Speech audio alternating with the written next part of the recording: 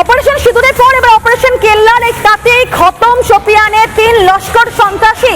শোপিয়ানের সেনাবাহিনী তল্লাশিতে উদ্ধার হয়েছে আগ্নেয়াস্ত্র পর্যন্ত, খতম হয়েছে 3 জঙ্গি এবং তাদের মধ্যে 2 জঙ্গির পরিচয় কিন্তু সামনে এসেছে। শোপিয়ানে নিহত 3 জঙ্গির মধ্যে 2 জনের পরিচয় প্রকাশ্যে এসেছে, যার মধ্যে একজনের পরিচয় কিন্তু এখনো পর্যন্ত মেলেনি। যাদের পরিচয় মিলেছে তাদের মধ্যে একজনের নাম হচ্ছে শাহিদ কুট্টে আর দ্বিতীয় জন জঙ্গির নাম হচ্ছে আদনান সাফিদার।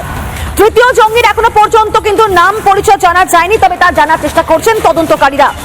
আর যেমনটা জানা গিয়েছে তাদের প্রত্যেকের হাতে AK-47 ছিল, বিপুল পরিমাণ কার্তুজ উদ্ধার হয়েছে এবং এখানে সবচেয়ে বড় প্রশ্ন তাহলে এই অত্যাধুনিক মানের অস্ত্র এবং বিস্ফোরক তাদেরকে যোগান কে দিচ্ছে?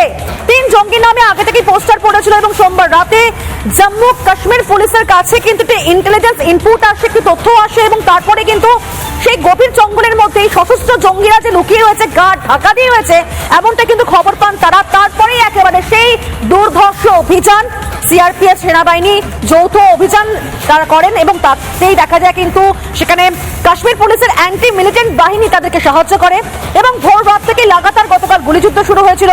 নিরাপত্তা বাহিনী এলাকা পুরো ঘিরে রাখে এবং তারপরে যখন সেটা আঁচ করে জঙ্গিরা, তারা কিন্তু পাল্টা আবার গুলি চালানোর চেষ্টা করে এবং দুপক্ষের মধ্যে গুলি বিনিময় হয়। কিন্তু সমস্ত রকম ভাবে যেভাবে ভারত সামরিক দিক থেকে অত্যন্ত শক্তিশালী, তাতে কিন্তু কোনো রকম ভাবে সন্ত্রাসীরা রক্ষা